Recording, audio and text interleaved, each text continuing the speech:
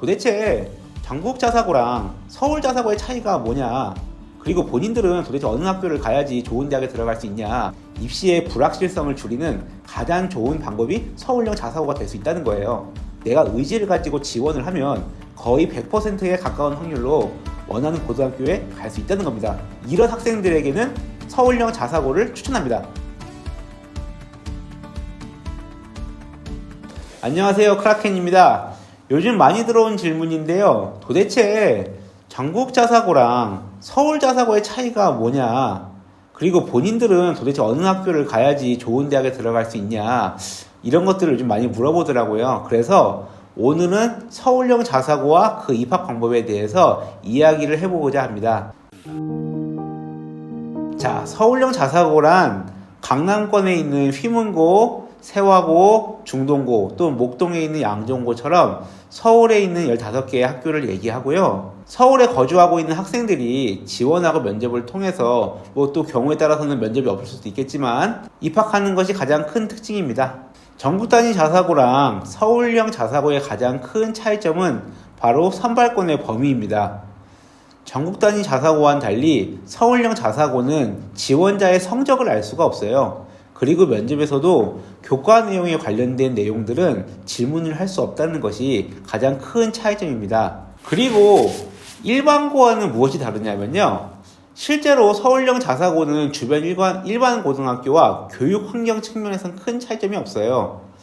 다만 이 학교들의 상당수가 명문 고등학교라는 거고요. 학군지에 위치해 있기 때문에 서울 시내의 평범한 일반 고등학교보다는 정시, 즉 수능을 준비하기가 훨씬 수월하다는 것이 장점입니다. 자, 그러면 서울형 자사고랑 일반고의 차이점은 무엇일까요?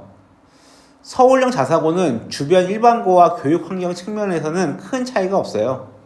다만 이 학교들 중 상당수의 학교들이 전통의 명문고이거나 학군지에 위치해 있기 때문에 서울 시내 평범한 일반고보다는 정시인 수능을 대비하기 수월하다는 이점이 가장 큰 차이점입니다.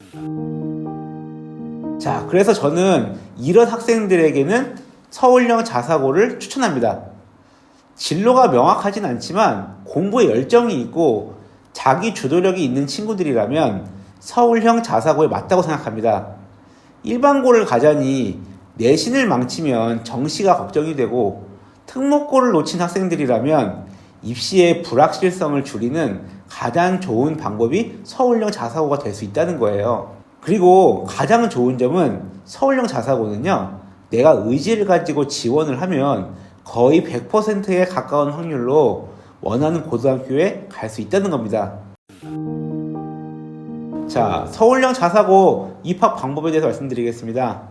우선 자신이 원하는 학교에 지원하시면 되는데요. 여기서부터가 전략의 시작입니다.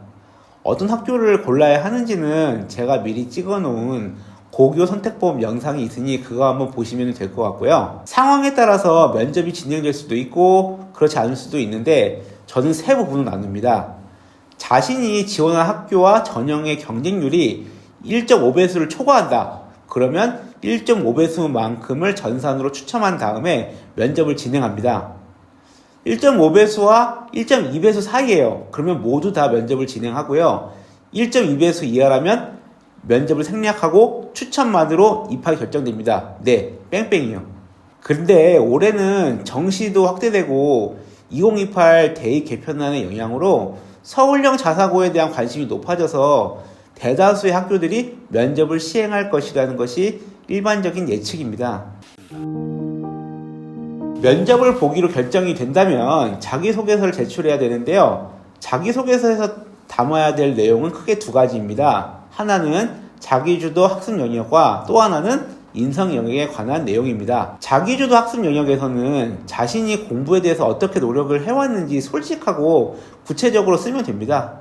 성적 이런 걸 언급하지 마시고요. 학업을 어떻게 성공했는지에 대한 이야기를 풀어가시면 되는 거죠. 학교에 입학한 다음에 자신이 어떻게 학업을 이어나갈 것인지에 대한 이야기도 해야 됩니다. 다시 말해서 지원 동기와 앞으로의 계획을 담아야 된다는 겁니다. 자, 인성 영역에 담아야 할 이야기는 생활기록부에 적힌 내용을 중심으로 나눔, 협력, 갈등 관리 등 자신의 경험을 제시하고 경험을 통해서 내가 무엇을 느꼈는지를 풀어내야 합니다. 그래서 자기소개서 작성이 마무리되면 온라인으로 제출을 하게 되고 약 2주 뒤 면접을 보게 됩니다. 그러면 서류를 작성하고 면접에 있어서 중요한 것들이 무엇일까요? 서류 작성 및 면접에서 잊지 말아야 할 것은 바로 치명적인 실책을 하지 말자입니다. 당연한 이야기 같지만 의외로 많은 학생들이 유의사항을 꼼꼼히 신경 쓰지 않아서 실적 처리가 되곤 합니다. 따라서 대단한 내용보다도 자신의 이야기를 거짓 없이 솔직하게 풀어내는 매우 정석적인 방법이 합격 확률을 확실하게 높이는 방법입니다.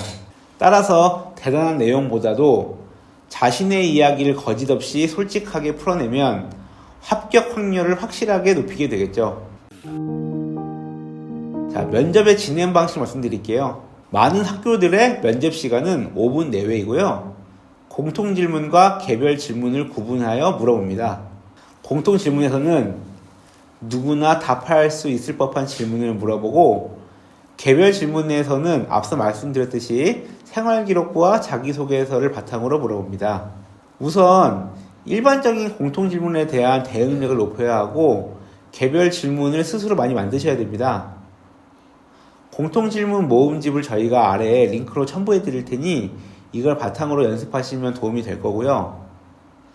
개별 질문은 자신이 면접관이라고 생각하시고 자기소개와 생활기록부를 바탕으로 20개 이상의 질문을 뽑고 스스로 답안을 계속 수정하고 첨삭하는 과정을 거쳐서 대비하셔야 됩니다.